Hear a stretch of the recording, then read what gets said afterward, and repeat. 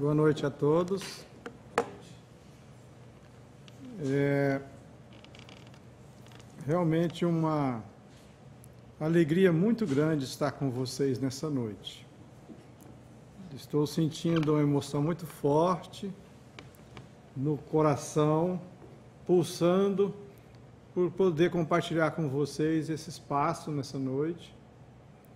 É um presente de Deus para a minha vida e espero que nós possamos refletir sobre as lições de Jesus, do seu Evangelho e da doutrina espírita para nos confortar o coração, esclarecer nossa mente e nos permitir avançar em rumo à felicidade, que é o projeto de Deus para nós, não é verdade?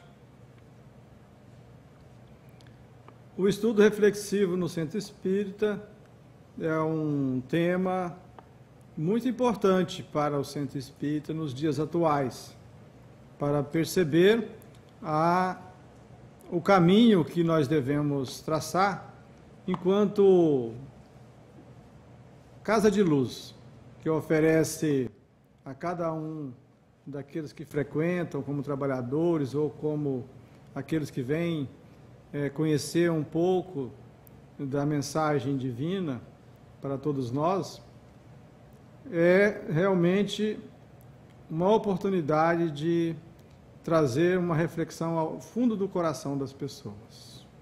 E para iniciar as nossas atividades, nós trouxemos uma mensagem do livro O Cântico das Virtudes.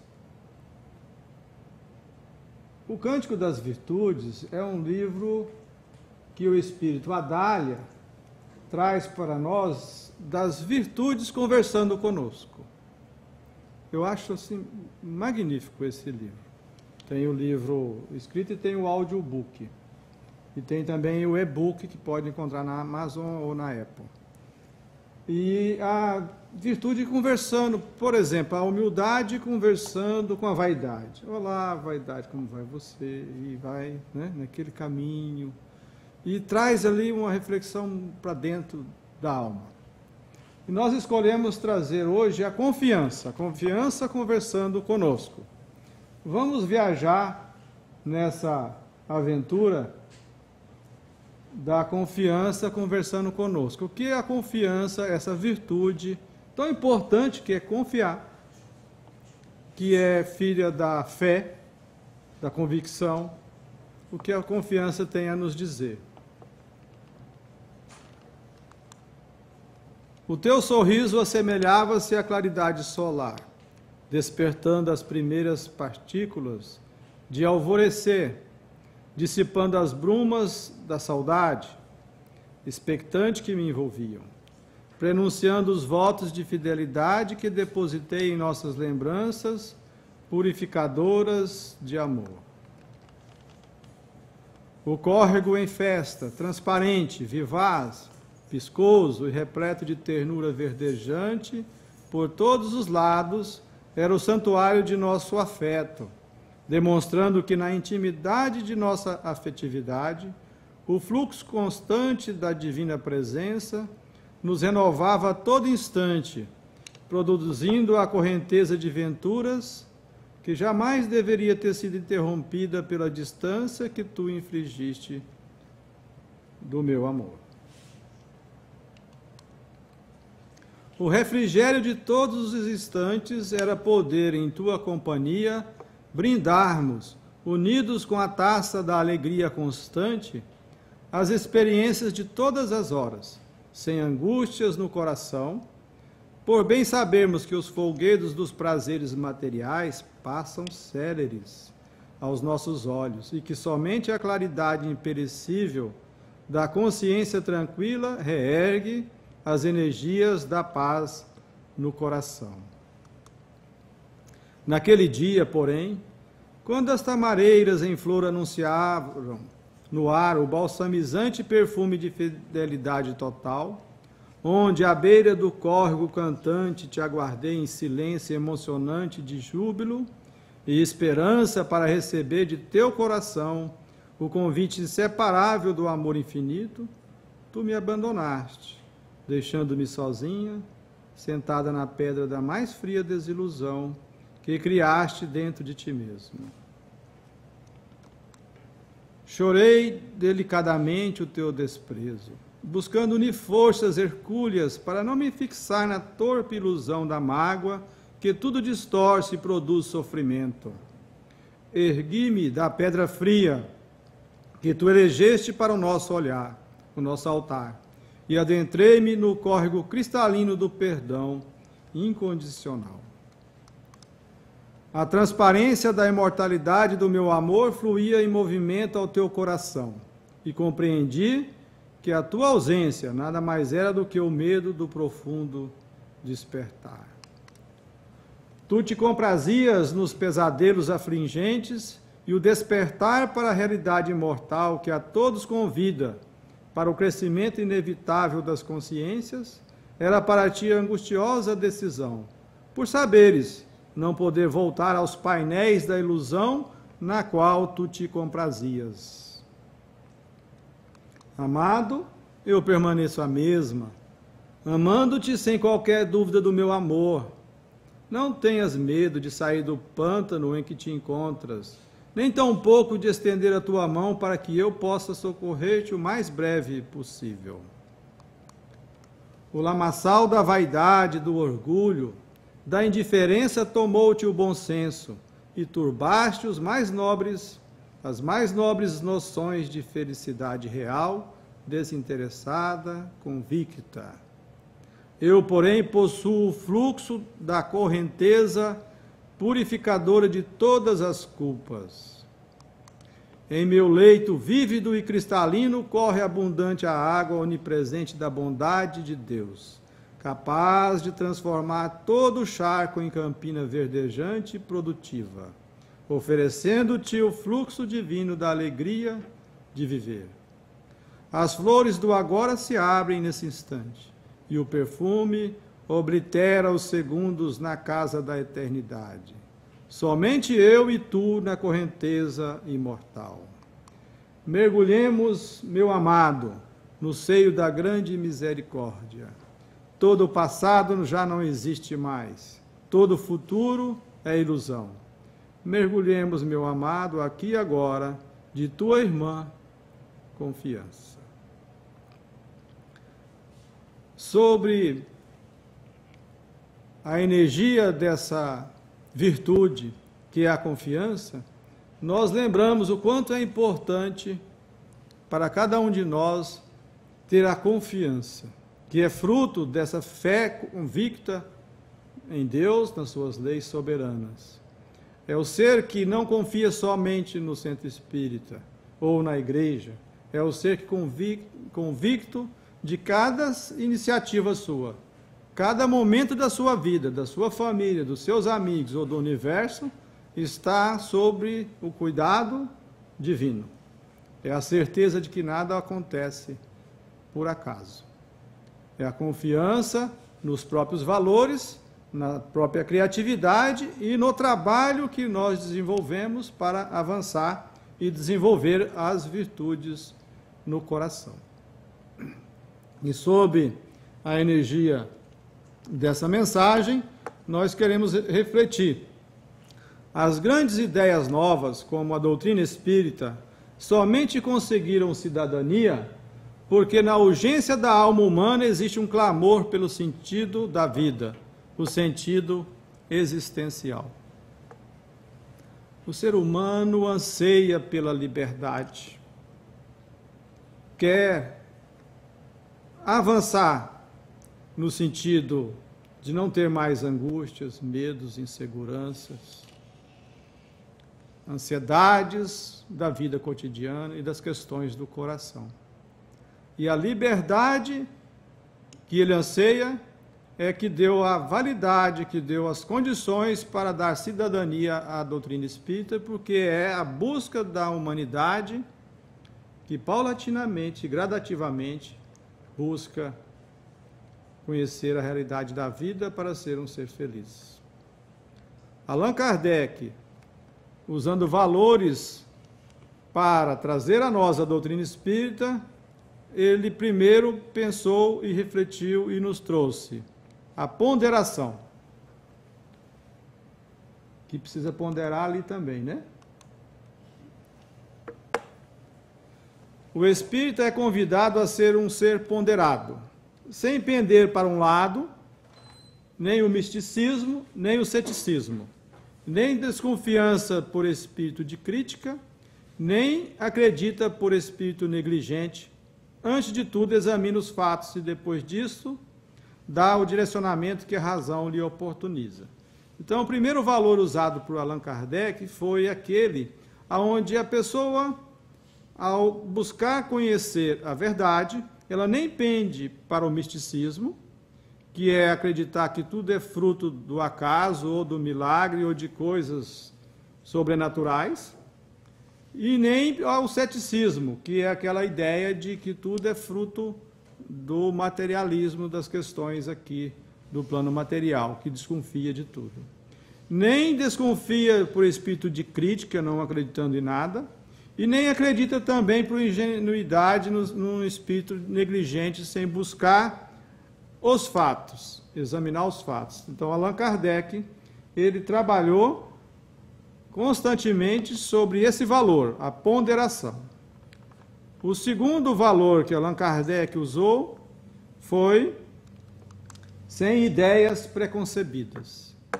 Cientista em comum, Allan Kardec, reconhecendo que estava diante de um fenômeno inusitado que poderia levá-lo a nenhum resultado, mas poderia revelar a revelação de leis imortais para a humanidade.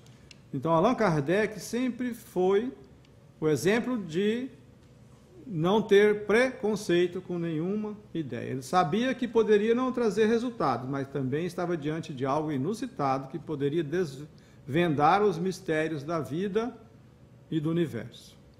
E o terceiro e último critério, utilizado por Allan Kardec, foi da perspectiva reflexiva.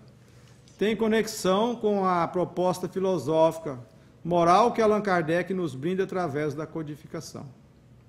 A reflexão, o que as leis, o que Deus, o que significa tudo isso na minha vida. E é sobre este valor da reflexão que nós perguntamos: qual que é o objetivo de estudo da ciência espírita? Vejamos. A biologia estuda sobre a vida intercelular, dinamismo da vida biológica. A astronomia estuda sobre os astros e as condições. E o espiritismo estuda sobre o quê? O espírito imortal. Exatamente. Nós somos o objeto de estudo da doutrina espírita.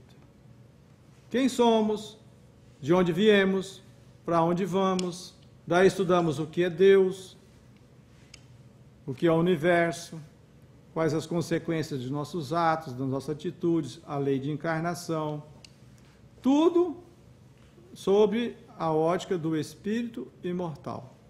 Porque é o estudo do espírito imortal que vai nos levar à percepção da realidade e da verdade que nos tira da ignorância, da verdade que vai nos libertar.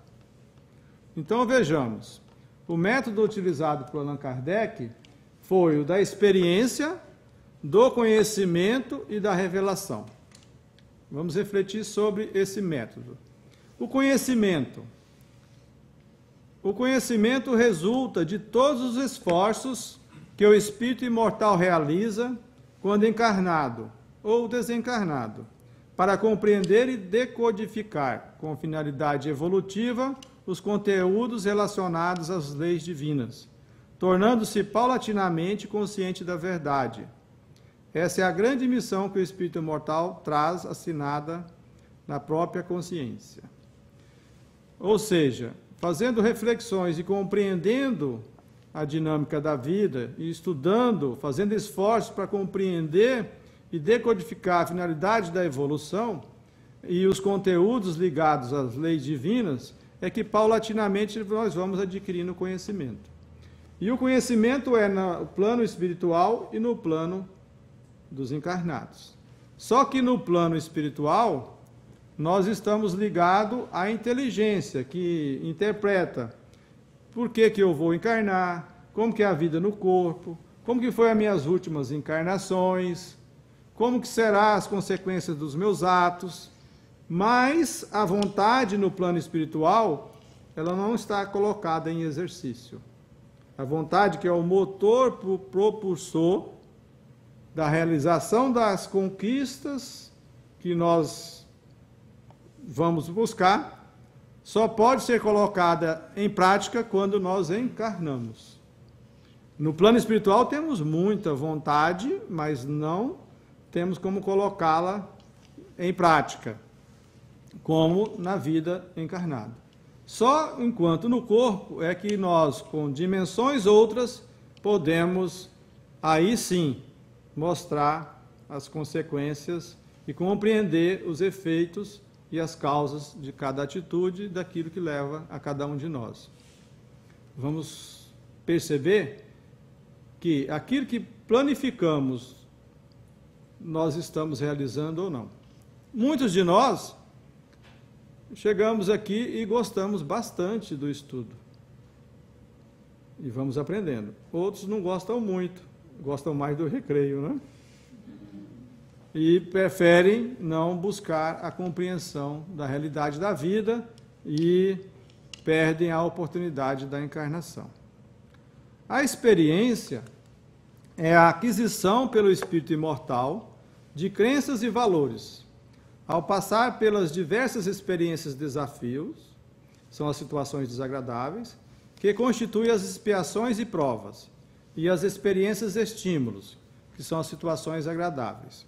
Ambas, quando bem utilizadas pelo espírito, geram experiência e aprendizado. Se ele se encontra em sintonia com a verdade universal, a experiência será amorosa, e ele obterá uma conquista aprendizado naquele mesmo instante. Vejamos, nós vivemos de experiência. Deus nos oferece as provas. Está lá na questão 115 do Livro dos Espíritos. As provas para que nós possamos evoluir. Nós temos a oportunidade em cada experiência, então, da evolução. Sem as experiências, nós ficaríamos estacionados. É verdade ou não é? Então, só que existem as experiências desafios e as experiências estímulo. A experiência desafio ela é desagradável do ponto de vista do ego, das questões egóicas. Porque o ser prefere muitas vezes a comodidade, não quer passar pelas experiências desafio. Mas elas são fundamentais para o nosso crescimento. Quando alguém nos ofende, por exemplo, nós podemos ficar ofendidos? Podemos? Devemos? Não devemos. Mas é fácil? Não. É trabalhoso, não é? Daí que está a oportunidade de reflexão. Porque é exatamente numa experiência, numa prova, que eu vou exercitar essa vontade que eu planifiquei antes de encarnar. É exatamente na experiência no corpo é que eu vou poder exercitar essas condições. Quando estou encarnado, eu vou ter na experiência desafio a oportunidade de colocar em prática o aprendizado do conhecimento, que é o primeiro triângulo apresentado. A experiência não se nega. Se nega uma experiência? Pode até querer se negar, mas ele é um fato. Aonde há um ofensor, não necessariamente tem um ofendido. Eu posso escolher ter compaixão do outro do que me sentir ofendido com o que ele fez. Quando eu aproveito a experiência de desafio, eu avanço e vou ter uma conquista. A experiência estímulo já são situações mais agradáveis, como, por exemplo, estar aqui fazendo essa palestra com vocês. É, para mim, uma experiência agradável. O agradável aqui não é no ponto de vista egóico, que para o ponto de vista egóico é estar em casa assistindo televisão sem esforço nenhum agora, e não vir para uma palestra. Concordam? O agradável aqui é no sentido do ser essencial, do espírito imortal que está buscando a evolução. Daí ele percebe que é extremamente agradável conhecer e experienciar situações que vai lhe permitir evoluir. Todas essas experiências vão nos permitir evoluir e avançar, seja as estímulos, seja as desagradáveis. Porque não existe erro, existe a verdade, que vai nos permitir compreender como não fazer. Então, quando eu faço algo que dá certo, é uma experiência êxito, concorda? E quando eu faço algo que não dá certo, uma experiência aprendizado. Todas as duas, eu aprendi. Então, houve conquista. Muitos não querem passar pelas provas. Nós temos 2 professoras e um professor, quando estamos encarnados. Quando nós não gostamos muito da primeira professora, não damos muita atenção para ela, vem a segunda. A segunda professora já é bem mais trabalhoso. Mas quando nós somos rebeldes, e pela ignorância do não saber, do não sentir, do não vivenciar, nós não aceitamos a segunda professora, chega o professor. Ah, mas ninguém vai gostar do professor. Não tem ninguém que gosta desse professor. Mas os 3 professores são professores. A primeira professora são as provas. Deus nos cria simples e ignorantes, está na questão 115 do Livro dos Espíritos, e nos oferece as provas. A prova não é dolorosa. A prova é uma experiência para aprendizado. Ou seja, nenhum ser humano precisa passar pela dor. Só pela prova ele pode avançar uma pura e eterna felicidade. E nós que estamos aqui hoje, provavelmente nós não gostamos muito da primeira professora. Senão não estaríamos encarnados aqui ainda, aprendendo a desenvolver as virtudes da humildade, da simplicidade, da amorosidade. Não é verdade ou não é? Daí a segunda professora, que é a dor. A dor é uma grande professora. A dor é amorosa, sabia? Às vezes a gente aprende que vai pela dor, né? Você estava falando hoje, né, Júnior? Mas, na verdade, a dor, ela convida a voltar para o amor. Ou seja, ou nós avançamos pelo amor, ou avançamos pelo amor. Porque a dor só vai lá nos convidar. Volte, meu filho, vem para cá. Vamos refletir. É o convite. Porque a dor é um grande convite. Quando não nos rebelamos com essa professora. Mas se nos rebelamos, aí vem o professor sofrimento. E aí vai ter muito choro e ranger de dentes. Porque o professor, ele vai até o espírito cansar de sofrer. E ao cansar, ele se lembra do seu pai, bondoso, o Criador, e pede ajuda. E como a espiritualidade é sempre vigilante, ele está sempre vigilante. É só pedir e obtereis. Não é isso que Jesus ensinou? Mas nós temos a terceira, que é a revelação. Resulta do auxílio espiritual fraterno, daqueles que já adquiriram muitas experiências e profundo conhecimento das leis divinas, e que trazem as suas experiências e conhecimentos para aqueles que ainda estão por conquistá-los. A revelação é resultado de um processo mediúnico, no qual os espíritos superiores, cumprindo as leis de amor, justiça e caridade, misericórdia e solidariedade, revelam o que já sabem e o que experienciaram a médios com eles sintonizados, com o fim de ajudar os espíritos encarnados na caminhada rumo à aquisição de conhecimento e experiência.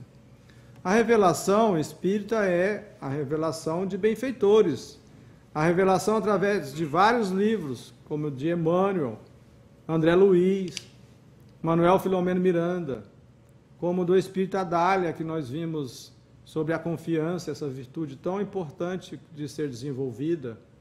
Espíritos como Honório, que trouxe Dias Felizes e Vozes Alertas, e vários outros benfeitores da humanidade. Eles estão revelando experiências que eles passaram. Não é uma teoria bonita para que a gente só aprenda e guarde na memória. Quando Emmanuel está falando da humildade, ele está falando do Públio Lentulus, que na época de Jesus era senador e não quis, teve um encontro com Jesus. Jesus trouxe a cura para sua filha e mesmo assim ele não, naquela época, não quis ouvir a mensagem da humildade e da mansidão. Ou seja, 2000 anos depois, nós temos uma mensagem de um benfeitor que trabalhou todas essas questões na vivência. A revelação, então, é o tríplice aspecto: conhecimento, experiência e revelação. É uma base muito importante para que nós possamos avançar. Muito bem. Vamos pensar no pensamento sistêmico de Allan Kardec, presente em O Livro dos Espíritos, para que nós possamos compreender o que é o sistêmico e o sistematizado. Nós aprendemos bastante sobre o estudo sistematizado, não é verdade? Vocês têm aqui o estudo sistematizado, o ESD? Tem o ESD? Ou um outro estudo de obras? Então, o sistematizado é o estudo que tem uma estrutura em sequência programada para alcançar um objetivo nobre. E não é errado, é extremamente necessário toda essa estrutura. Mas o sistêmico, ele aprofunda as condições aonde você não vai de uma forma linear. Você avança observando ângulos diferentes de uma mesma questão. No Livro dos Espíritos, nós temos a primeira parte, por exemplo, que é a parte da criação, as causas primárias.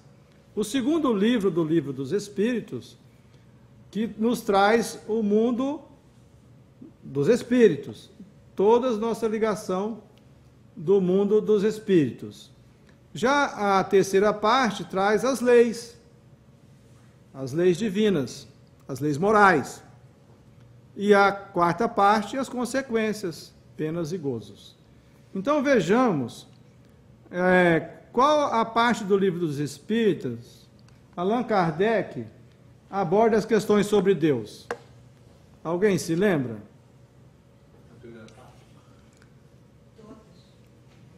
Todas. Qual a parte do Livro dos Espíritos? Allan Kardec aborda as consequências morais que dimanam de nossa relação com Deus. Todas as partes. Veja só. Na parte primeira das causas primárias, no capítulo 1 de Deus, a primeira pergunta do Livro dos Espíritos: o que é Deus? Deus é a inteligência suprema, causa primária de todas as coisas. Na pergunta 10, pode o homem compreender a natureza íntima de Deus? Já na parte primeira, capítulo 2, dos elementos gerais do universo, na pergunta 38, como criou Deus o universo? Já na parte segunda, do mundo espírita, ou mundo dos espíritos, no capítulo 1 dos espíritos, a pergunta 77. Os espíritos são seres distintos da divindade? Ou serão simples emanações, ou porções desta, e por isso denominados filhos de Deus? Vejamos na parte segunda do mundo espírita, ou mundo dos espíritos, no capítulo 4 da vida espírita. Pergunta 244. Os espíritos veem a Deus?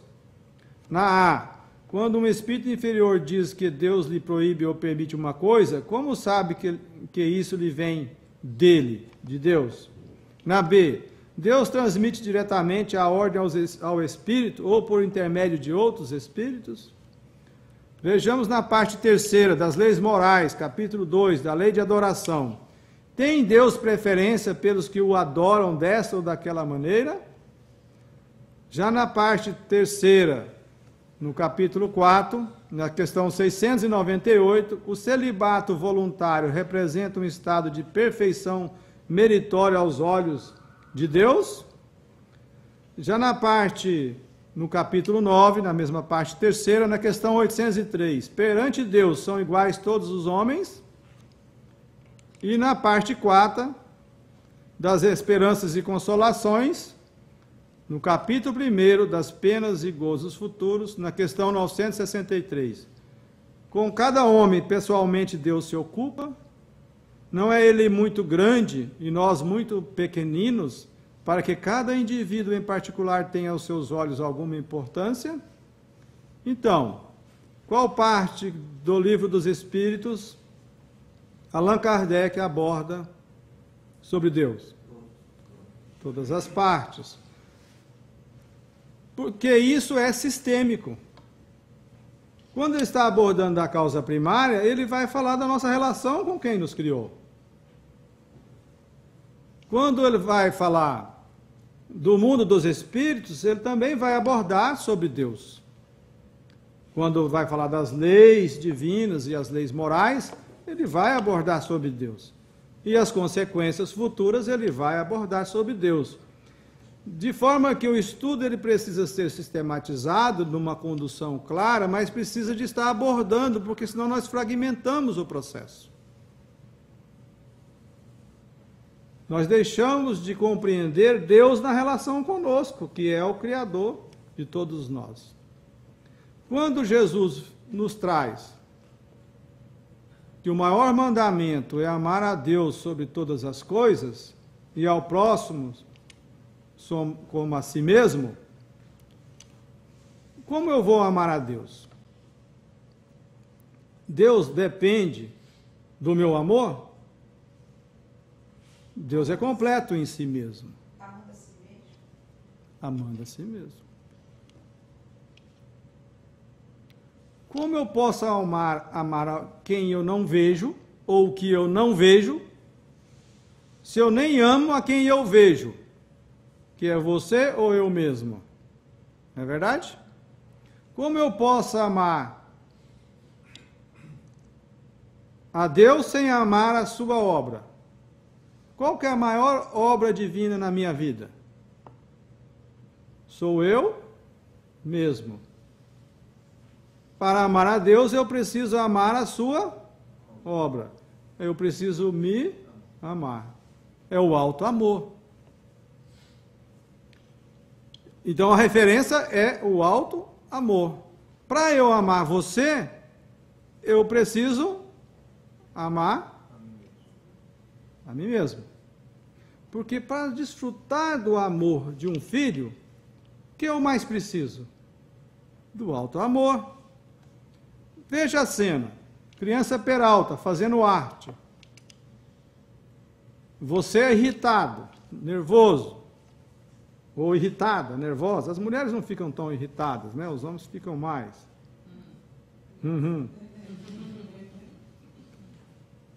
O que você faz? Põe de castigo. Hiperaltice. Não é? Agora imagine a mesma cena, você todo amoroso, todo carinhoso, aquele dia que deu tudo certo na sua vida. A criança está fazendo a mesma peraltice. O que você faz? Vai lá, chama ela, põe no colo, começa a conversar, vai acalmá-la. É ou não é verdade? Até para desfrutar do amor do seu filho, você precisa do alto amor. A criança às vezes não entende, mas como? Ontem não põe de castigo, agora põe no colo, o que eu faço? Né? O que está certo, o que está errado? Às vezes somos nós mesmos. Então, amar a Deus sobre todas as coisas e amar ao próximo como a si mesmo é o maior mandamento, porque nos esclarece e nos mostra que é o alto amor, que é amar a obra divina. Eu me amo. Então eu amo quem me criou. E amo as criaturas que foram criações de Deus. Esse é o estudo sistêmico, que é a proposta do projeto Espiritizar, que é a proposta de Allan Kardec, porque nós estamos observando que Allan Kardec usou o estudo reflexivo sistêmico. E esse é o caminho que nós propomos. Vejamos os fundamentos científicos atuais do pensamento reflexivo. O neurocientista americano Stephen Kosslyn, um dos maiores pesquisadores do mundo em ciência cognitiva, fez prestigiosa carreira acadêmica na Universidade de Harvard. A ciência cognitiva é a área do conhecimento que combina psicologia, neurociência e sistemas de computação para entender como o cérebro processa as informações. Vejamos o que diz o cientista. Muito se fala que no aprendizado, quanto mais a pessoa pensa sobre alguma coisa, mais se lembra dela. Mas pouco se faz para que pensar se torne a regra na sala de aula. Nós conduzimos pesquisas para comprovar cientificamente este fato. Uma delas, simples mas esclarecedora, envolveu 3 grupos aos quais foram apresentados frases que descreviam cenas triviais. Um grupo foi instruído a ficar repetindo as frases para gravá-las. O outro foi orientado a fechar os olhos e tentar visualizar as imagens. O terceiro grupo foi pedido que visualizasse cada cena uma vez, rapidamente, e que desse uma nota de quão viva a imagem lhe apareceu, sem se preocupar em gravá-la. Os participantes foram convocados minutos depois a reproduzir as frases, e a memorização do que tentaram absorvê-las por repetição foi metade dos outros 2 grupos, que, por sua vez, apresentaram desempenho semelhante. Então, o grupo que tentou memorizar, repetindo as frases, repetindo, gravou na memória a metade da lembrança do grupo que buscou refletir e criar imagens na consciência. Isso, prossegue o cientista, reforça a ideia de que não é repetindo teoremas e fórmulas que os alunos vão se lembrar dos ensinamentos, mas sim analisando e construindo um pensamento crítico sobre o que aprendem. A partir daí, desenvolveremos cursos muito mais interessantes e participativos. Quanto mais a pessoa refletir sobre o assunto, quanto mais profundamente ela processar uma informação, mais fácil será lembrar-se dela, porque a reflexão vai desencadear associações mentais entre aquele assunto e o que já está armazenado na memória. Ao ser convocado a reproduzir essa informação, o cérebro usará tais associações para chegar a um local onde ela está armazenada. Por outro lado, repetir uma frase ou uma fórmula diversas vezes não cria conexões com coisas já gravadas na memória. E, portanto, o cérebro vai ter mais dificuldade para encontrar a frase ou a fórmula no seu banco de dados quando isso lhe for solicitado.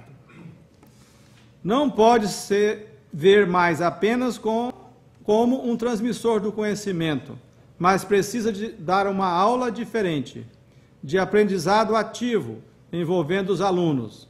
É necessário auxiliar o aluno a exercitar sua capacidade de abstração. O que tem sido mais difícil para implementar essa nova forma de aprender é o conservadorismo, que traz um conforto, pois os professores ensinam da maneira a que estão acostumados, como foram treinados, sem avançar 1 milímetro. De um modo geral, o ensino continua muito atrelado às técnicas convencionais ultrapassadas, mas a ciência do raciocínio, olha o raciocínio aí, em breve vai fazer uma revolução nessa área. Isso as pesquisas dos especialistas na ciência moderna estão dizendo para nós. A visualização mental de imagens de forma espontânea, ou seja, sem estímulos físicos, é importante para desenvolver tanto a memória quanto a noção espacial. Ela também ajuda na compreensão linguística e é essencial ainda no entendimento de símbolos. A imaginação se coloca nos limites entre percepção, memória, raciocínio e emoções. O aluno formado conforme as diretrizes da ciência cognitiva saberá analisar os problemas e situações com isenção e espírito crítico e passará a vida inteira aprendendo. Temos desenvolvido no projeto Espiritizar, sob a orientação de vários mentores, liderados pelo Espírito Honório, já há vários anos, o estímulo às reflexões sobre o conteúdo estudado na doutrina espírita. Propuseram a criação do estudo reflexivo sistêmico das obras de Allan Kardec e do Evangelho de Jesus, o estudo reflexivo da coleção psicológica de Joana de Ângeles e, recentemente, a evangelização reflexiva. Já tem um espírito que atua na área da evangelização, trazendo conteúdo reflexivo na área da evangelização infantil. Já estamos pensando em uma nova série de estudos reflexivos sobre a coleção de livros de André Luiz. Esse é o fundamento que nós estamos trabalhando para colaborar, gratidão, meu amigo, para colaborar com a doutrina espírita, sempre em obras idôneas, obras básicas, Evangelho de Jesus, obras de Joana de Ângeles, Manuel Filomeno Miranda, todas essas obras que vieram tanto por Chico Xavier, por Divaldo Franco e médios respeitados.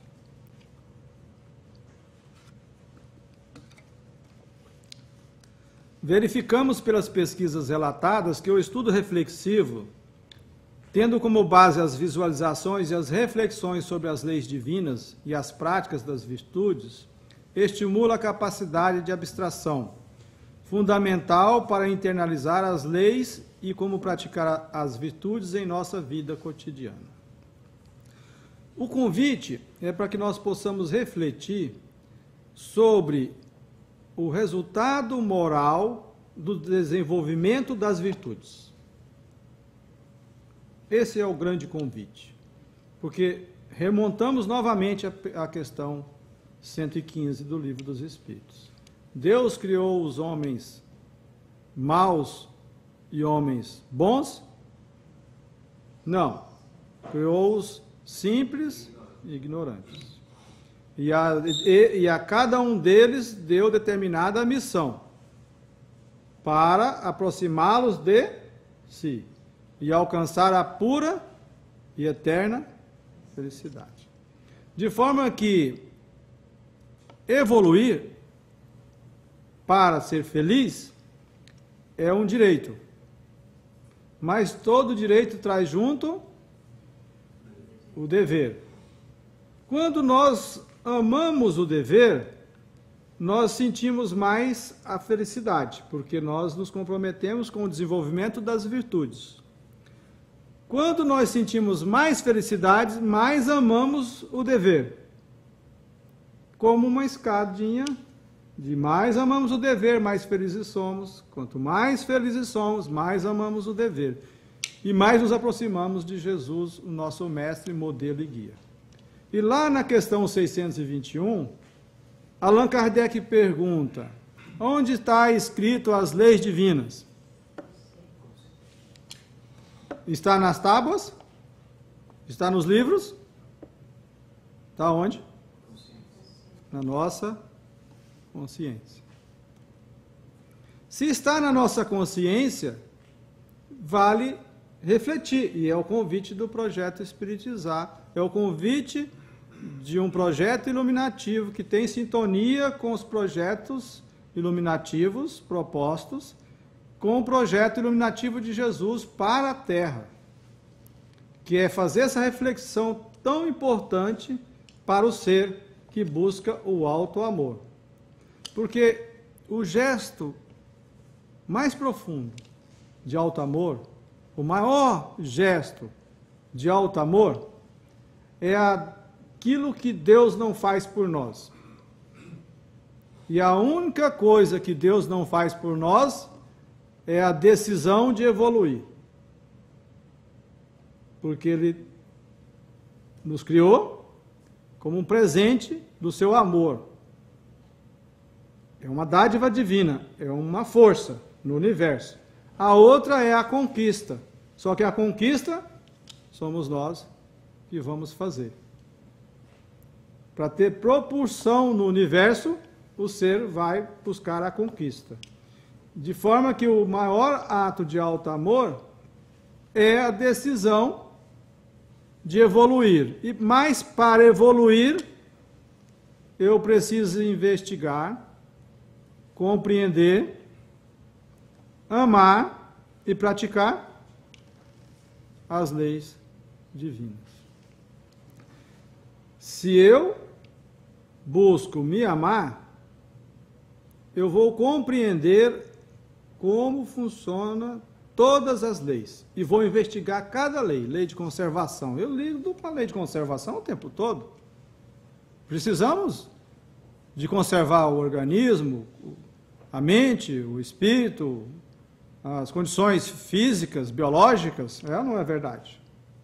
Se eu vou morar nos Estados Unidos, eu preciso de fazer muita coisa para conseguir sobreviver na lei de conservação. É uma lei, nós lidamos com isso. Mas só que nós não estamos sozinhos. A história que eu ouvi hoje mostra os caminhos para se chegar a um destino que, se nós temos a fé e a convicção nos nossos valores, a gente diz assim, uma frase que eu ouvi hoje: hoje eu estou preparado para morar em qualquer lugar do mundo. Não é uma convicção? Daí a busca da convicção nas leis divinas. Por quê? Eu me relaciono com você conversando, convivendo, mas a minha relação com Deus é compreendendo na minha intimidade as suas leis. Porque Deus é previdente. É previdente? Nós somos previdentes? Um pouco. Um pouco. Mas somos. À noite nós buscamos um local adequado para dormir, buscamos um alimento, nós colocamos o alimento na geladeira, trabalhamos para ter uma certa poupança, não é isso? Uma certa previdência. Está lá na lei de conservação, no livro dos Espíritos. Mas Deus, quando nos criou, Ele não deixou solto, porque é a previdência divina. É previdência divina e providência divina. Providência que nos provê. Mas a previdência divina foi as leis que Ele colocou na nossa consciência.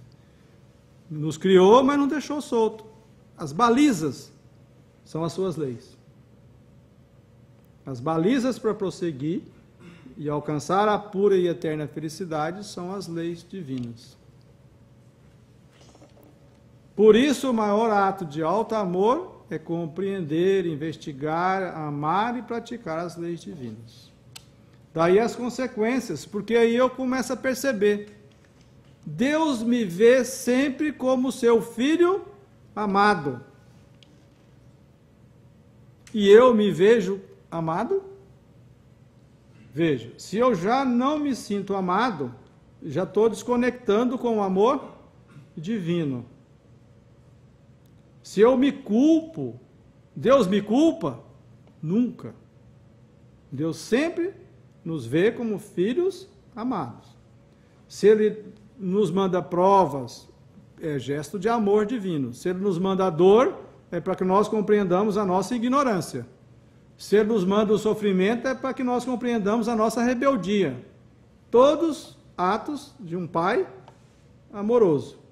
Mas se eu não me amo, se eu me culpo, se eu fico na angústia, se eu fico no medo, se eu fico nas situações de desespero, eu estou desconectando da sua energia amorosa que está constantemente me alimentando. Porque a força está onde?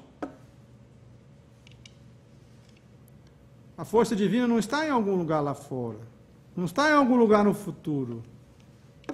Construir o reino de Deus não é em algum lugar lá na frente. É aqui e agora, como diz a mensagem da confiança. Aqui e agora. Porque Deus vive sempre no presente. Para Deus não existe passado nem futuro. Ele nos conhece no tempo sempre presente. Daí o convite para nós refletirmos não só sobre Deus ser eterno. O que significa Deus ser eterno? Num pensamento linear, ele sempre existiu e sempre vai existir. Mas a reflexão me faz me compreender na minha relação. Se ele é eterno, então a minha relação com ele não é limitada, percebe? E essa reflexão me faz aprofundar a fé, a convicção nos meus valores, a confiança, que é o elo. A confiança é o elo da fé em Deus e a convicção nas minhas capacidades. Deus é vitorioso? É ou não é? É meio vitorioso? Não. Deus é vitorioso. Então eu não sou vitorioso? Percebe? Eu sou o resultado da vitória divina. Eu já sou vitorioso. Está certo que é um diamante que precisa lapidar. Porque a conquista da pura e eterna felicidade é um trabalho que eu preciso desenvolver. Esse é o convite do Projeto Espiritizar, esse é o convite de Jesus, é o convite de Deus. A forma reflexiva de se estudar a doutrina em todas as faixas etárias será cada vez mais utilizada como uma metodologia moderna, em sintonia com as pesquisas mais avançadas na área da educação. Os centros espíritas que implantarem essa modalidade de estudo proporcionarão a crianças, jovens e adultos um método que realmente faça sentido em suas vidas, auxiliando-os a viver como espíritos imortais, momentaneamente encarnados, em sintonia com as leis divinas e com a prática das virtudes. Para nós avançarmos nessa questão, nós temos 4 pilares. E é muito importante refletir sobre isso. Vocês que propõem ter uma casa de luz que nos acolhe tão bem, a energia que nos acalenta o coração e a mente, vamos refletir sobre 4 pilares do estudo reflexivo. Para as obras, livros, cursos, estudos, seminários e palestras de um estudo reflexivo, é fundamental conhecer a estrutura do pensamento reflexivo consciencial. Vamos então ver os 4 pilares, que é muito importante, em todos os estudos. Nós não estamos propondo aqui parar com os estudos sistematizados do ESD, parar com os estudos que o Centro Espírita já desenvolve. A nossa proposta é que, se o pensamento reflexivo atrair os trabalhadores do Centro Espírita, que eles possam montar um grupo de estudo reflexivo, sem parar os estudos que estão fazendo. É a oportunidade de entender a doutrina cognitivamente, mas trazer para o coração, para o sentimento. Me tornar uma pessoa muito mais feliz com o conhecimento espírita. Porque quando nós conhecemos o espiritismo de maneira intelectualizada, nós saímos cheios de conhecimento, mas o conhecimento limitado no nível do saber. E o convite de Jesus é no nível do saber, no nível do sentir, para vivenciar.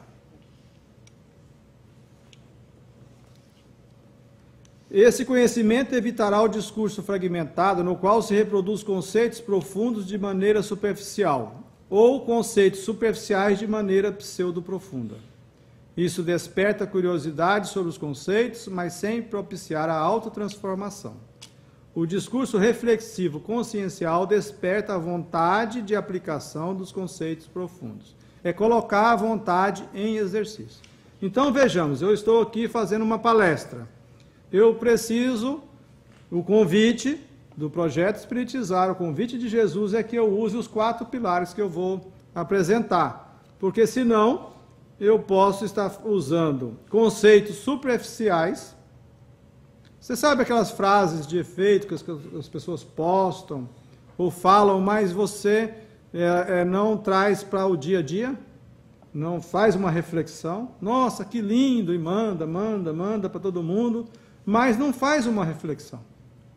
Ou falar um conceito profundo que aprendeu de Emmanuel, mas de uma forma superficial. Daí vamos refletir sobre a importância de fazer os 4 pilares. Quando eu for fazer uma palestra, eu buscar os 4 pilares. Quando eu for preparar um estudo, buscar ver se estou atendendo os 4 pilares. Então, o primeiro pilar é consciencial. Deve estimular diretamente a consciência, convidando-nos a investigar as leis divinas nela presentes, para auxiliar o espírito imortal encarnado a se tornar um ser consciencial. Então, o ser consciencial é aquele que tem consciência que as leis estão na sua consciência. Um pilar de uma palestra é estar sempre buscando a relação com as leis. Nós, do Projeto Espiritizar, da Federação Espírita de Mato Grosso, estamos sempre buscando um elo com as leis, para ser consciencial, porque esse é o único caminho que nos vai levar à felicidade. O que Jesus disse? Eu sou o caminho, a verdade e a vida. E disse também, um outro preceito importante, conhecereis a verdade, vos libertará da ignorância. Toda forma de ignorância traz infelicidade. Conhecereis a verdade e a verdade vos libertará da ansiedade, do medo, da insegurança.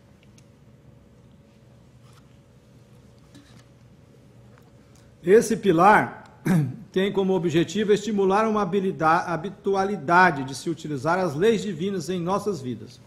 Palestras, seminários e cursos devem abordar as leis de amor, justiça e caridade, lei de liberdade, lei de causa e efeito, lei de responsabilidade, lei de permissão, lei de misericórdia, lei da sociedade, lei de solidariedade, lei do dever, etc. De modo prático, para que não apenas o conheçamos teoricamente, mas nos sintamos estimulados a praticá-las em nossa vida. Então, esse é um convite para que usemos esse pilar. Vamos ler um texto? Está estudando em grupo? O que está dizendo aqui? Qual lei que nós podemos ver nesse texto? Quais as leis? Percebe? Que leis eu posso ver aqui? Lei de causa e efeito, lei de responsabilidade, quais as leis? Lei de amor. Então, esse é um pilar importante em qualquer estudo. O segundo pilar é o conhecimento com base no pensamento reflexivo.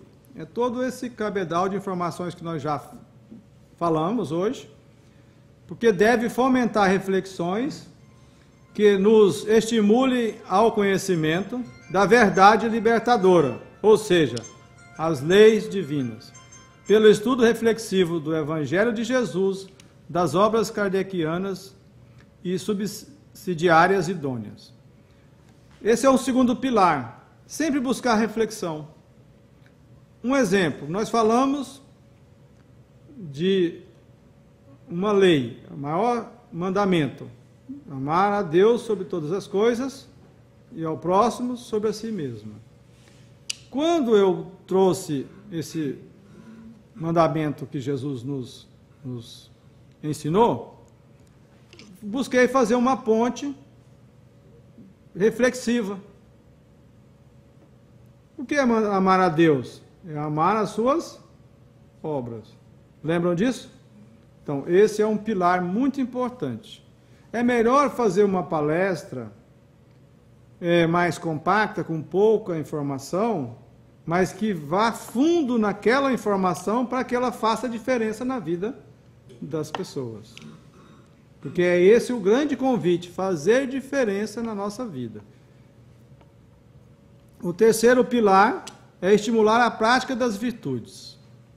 As reflexões conscienciais devem convidar as pessoas a um profundo afeto pelas leis divinas, de modo a que elas sintam vontade de amá-las, respeitá-las e vivenciá-las pelo desenvolvimento em si mesmas das virtudes cristãs. Esse é o único caminho, que é desenvolver as virtudes conhecendo, investigando, amando e praticando as leis. Cada lei tem um motivo. Quando nós vemos um jovem, uma jovem ser estrupada, qual que é o pensamento? Coitadinha dela. Não é esse? Qual lei que está em curso aí?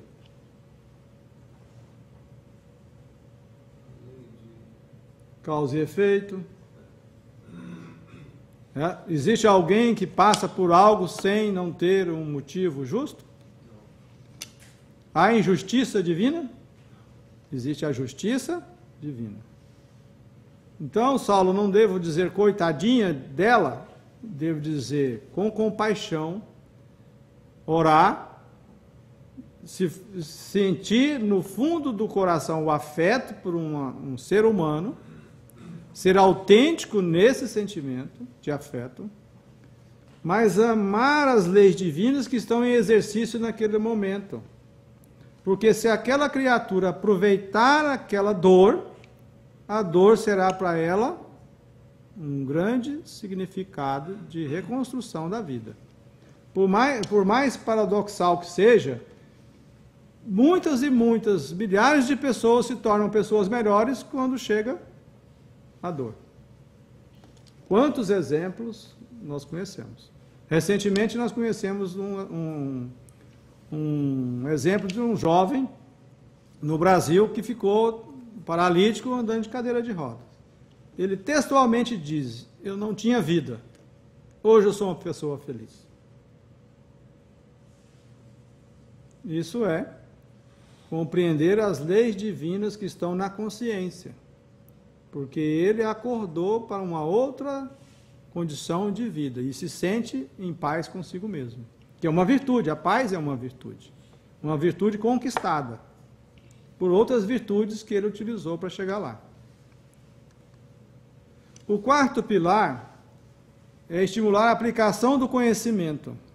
Deve-se abordar como aplicar o que se estuda na própria vida, de modo que haja um sentido existencial e consciencial, visando a superação por meio da verdade dos 3 níveis de ignorância: a ignorância do não saber a verdade, a ignorância de não sentir a verdade e a de não vivenciar a verdade.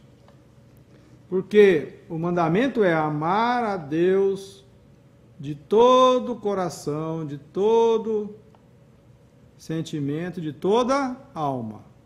De todo conhecimento, não é do nível do saber, todo entendimento. É? De todo o coração, não é no nível do sentir. E de toda a alma, é no nível do vivenciar. Esses 3 níveis são importantíssimos. A ignorância de não conhecer no nível do saber, do sentir, do vivenciar, vai trazer todas as formas de sofrimento por ignorar. Não é como o cego que, ignorando a cor de uma camisa, não sofre as consequências por não saber a cor da camisa. Concordam? Para ele, basta estar limpa. Mas nós, não sabendo as leis divinas, e não investigando e não conhecendo, vamos sofrer as consequências dessa cegueira moral.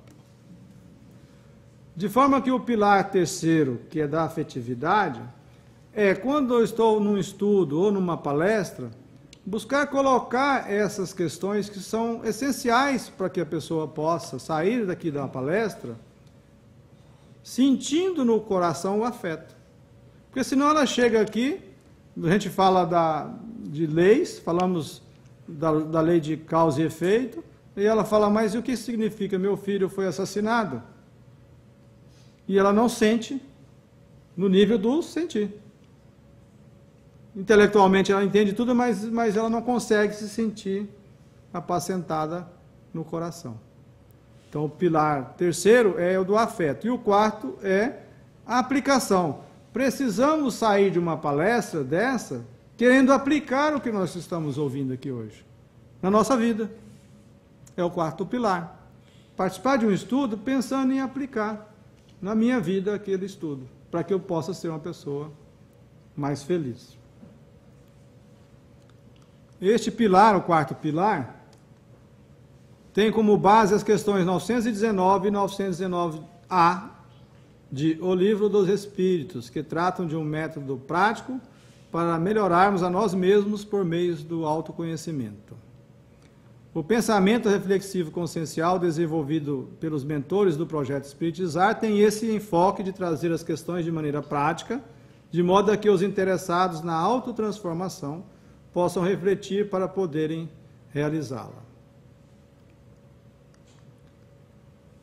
Grupos de convivência fraterna para a educação integral do ser, nos quais façamos estudos reflexivos e vivenciais focados nas virtudes cristãs, de modo que possamos vivenciá-las integralmente em nossas vidas. E é tirado do livro A Presença Amorosa de Deus em Nossas Vidas. É um livro que já traz todo o estudo reflexivo, já tem todos os modos dos grupos para fazer o estudo reflexivo. Em cada módulo focaremos um tema buscando aprofundar de uma forma sistêmica nas obras kardecianas e no Evangelho de Jesus, formando todo um corpo de reflexões que traga para as nossas vidas um sentido, de modo a que nos estimulemos a amar e cumprir as leis divinas e desenvolver as virtudes cristãs, visando a nossa transformação interior. Então, já caminhando para o final, nós trazemos os passos desse estudo reflexivo, as etapas. São 5 etapas. A primeira etapa é a reflexão individual sobre o tema. É uma duração de 6 a 10 minutos. Então, o facilitador do grupo propõe o tema a ser reflexionado no dia, com o objetivo de que cada participante possa meditar previamente sobre ele, analisando como se sente em relação à temática e analisando o nível de aplicação desse conhecimento em sua vida. É buscar um tema que venha para fazer a reflexão naquele dia. Já a segunda etapa já é de 1 hora. É a etapa da reflexão doutrinária, com os participantes em subgrupos. Estuda-se o conteúdo proposto. Quer dizer, aqui subgrupo seria um subgrupo só, não é? Por enquanto. Nesta etapa, podem-se utilizar diferentes dinâmicas de grupo. Além do estudo cognitivo, é importante que o facilitador estimule cada participante a meditar sobre o conteúdo, buscando refletir acerca do significado dos ensinamentos, para que venha a senti-los e sobre a forma de aplicação desses ensinos em sua vida. Eu, há muitos anos, no meu lar, no Evangelho, eu tenho uma esposa e 3 filhas. Eu utilizo um sistema de estudar a mensagem e fazer a seguinte pergunta: o que você entendeu? Aí ela diz: eu entendi tal coisa dessa lição. E o que você sentiu? Aí, no início, ficava assim, né? Mas o que eu senti? Como assim? O que você sentiu no coração? Nós temos muitas dificuldades de dizer os nossos sentimentos. Você começa falando assim: eu senti assim, feliz, porque nós, e vai por nós. Sai do eu, porque o sentimento é eu, né? E vai por nós, porque nós precisamos e tal, e vai dar uma lição. Falar do sentimento é trabalhoso, porque queremos esconder os nossos sentimentos. Esse é o convite da reflexão. Cada participante é convidado a mergulhar dentro de si mesmo para refletir sobre os conceitos estudados, porque o foco não é o conteúdo, que deve passar por ele como um estímulo. Enfatizamos que o objetivo principal é a promoção do espírito imortal encarnado, de modo que ele aprenda a solucionar os seus problemas, amando e cumprindo as leis divinas presentes na sua consciência. Para que o objetivo dessa etapa seja alcançado, o facilitador poderá propor a seguinte questão para o grupo: como o conteúdo estudado pode ser aplicado em minha vida? As questões colocadas ao início de cada reflexão doutrinária também devem ser utilizadas. A terceira etapa é um diálogo no grupo sobre o aprendizado, de 20, 25, 30 minutos. Com os participantes em ciclo, no grupo maior, o facilitador estimulará o diálogo entre todos os participantes sobre o tema estudado e sobre a aplicação prática na vida pessoal e nas atividades do trabalho do bem. É importante que cada participante fale de si mesmo, de seus pensamentos, sentimentos e vontade de aplicar os ensinamentos, e que se evitem conclusões genéricas, puramente cognitivas e aplicações simplistas do conteúdo estudado, do tipo: nós devemos fazer isso ou aquilo, a gente isso, Kardec disse aquilo, André Luiz disse aquilo, etc.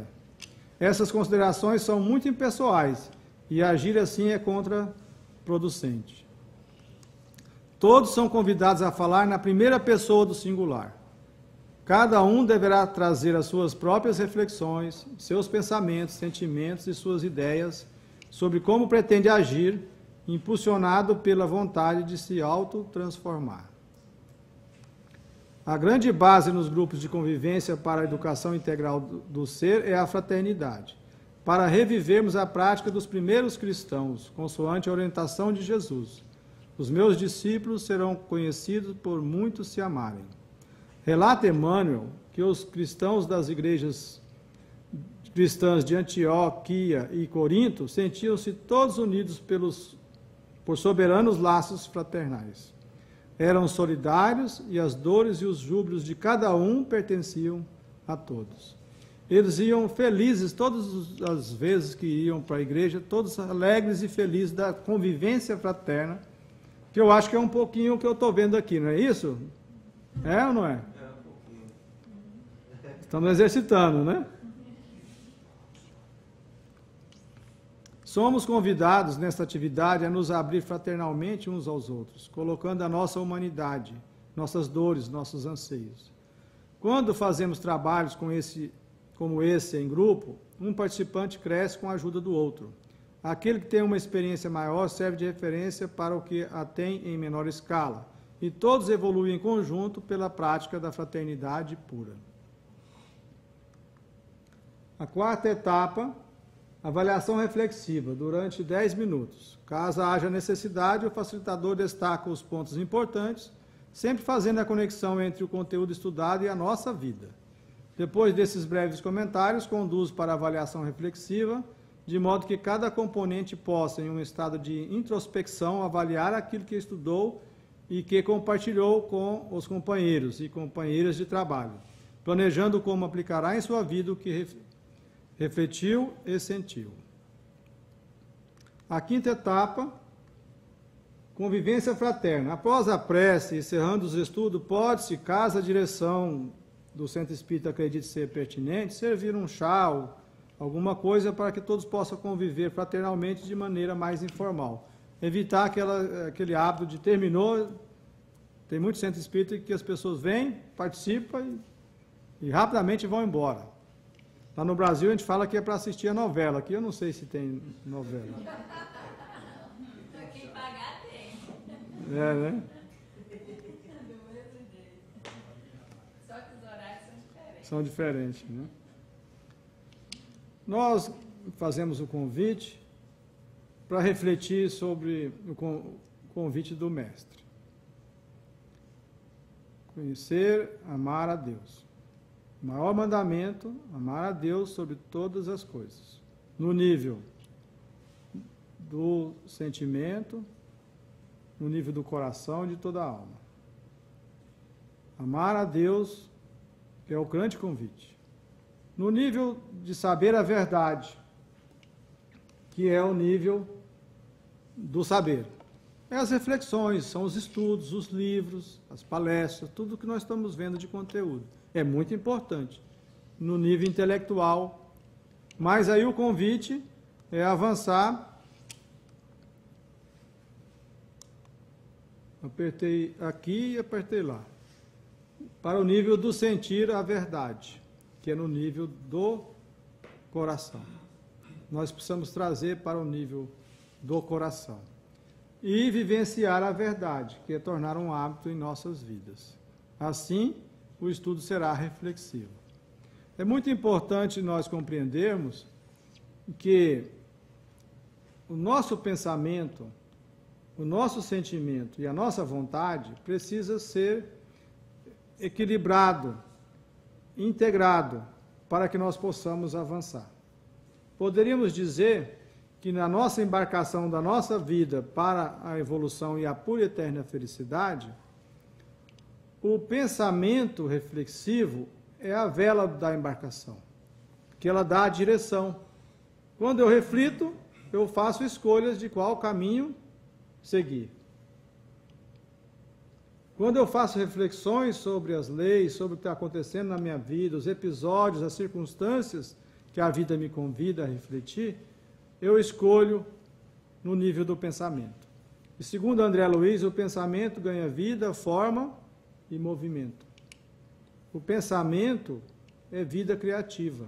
O pensamento é fluido que se materializa. Tudo que pensamos, construímos na nossa intimidade. O pensamento divino criou o universo. E o que estamos pensando? O que estamos construindo? Na nossa intimidade. Pensamento bem dirigido é luz, é vida criativa, é vida sublime. Mas os pensamentos sintonizados com as faixas infelizes nos trará muita dor, muitos desvios do crescimento, muitos desvios do que é necessário para ampliar o nosso conhecimento.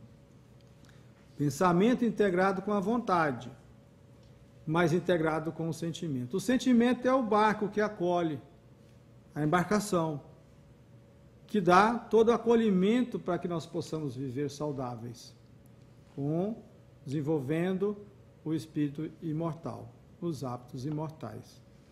Mas precisa do motor. O motor do barco é a vontade, firme e forte. Sem o motor, o barco não sai do lugar. Então, de nada adianta frequentarmos o centro espírita, estudos, pensarmos, adquirir conhecimento, mas se a vontade for frágil, o barco não vai sair do lugar. Mas de nada adianta uma vontade muito forte, sem o conhecimento, sem o sentimento, sem a reflexão. O barco vai afundar, porque falta o conhecimento. Então, o convite é vontade firme, sentimento e pensamento integrado. Se eu quero pensar construtivamente, eu vou trazer o sentimento para isso. Mas se eu quero sentimentos nobres, desenvolver virtudes, os pensamentos precisam caminhar na fé, na segurança e na confiança. Para encerrar, então, nós trazemos uma mensagem do Espírito Marandi Swami. Amanhece na grande jornada do despertar da consciência. As profundas raízes divinas fincaram-se na terra para germinar a sensibilidade espiritual nas criaturas, que não mais conseguirão desfazer-se da realidade espiritual profunda de que somos constituídos. O grande sol que plana sobre todos nós avisa que a luz do entendimento já está disponível às mentes e aos corações que buscam a transformação interior. Os exércitos cairão e somente ficarão as falanges da paz. Ninguém poderá mais empunhar o decreto da dor e da covardia moral. Quando o homem iluminar-se a tal ponto de encontrar no refúgio íntimo o santuário eterno, todos que estiverem ao seu redor sentirão a brisa, o aroma, o perfume. Somos nós os que estamos tendo a chance de avançar em matéria da verdade, com tantas luzes distribuídas, que seremos as lamparinas de Deus na terra, que estaremos sempre fomentando o amor e o equilíbrio, para as criaturas saibam que podem avançar, despertar-se. No estado em que se encontram, não é ainda a felicidade. E de além, filhos da promoção espiritual, do salto espiritual da consciência, e de além, e jamais cessem de declamar o poema da imortalidade, mostrando aos homens o que são, de onde vieram, da fonte paternal sublime. Digam a todos que puderem dizer o quanto o poder do amor lhes fecunda a cada instante, para que a fé vibrante lhes acerene as ansiedades da alma, inquietas com as coisas materiais. Diga da paz que flameja nas almas que conhecem a experiência com Deus, e o quão necessário é despertar-se, unificar-se na serena harmonia desse momento, que é o momento da transformação. Muita paz a todos, gratidão por esse momento.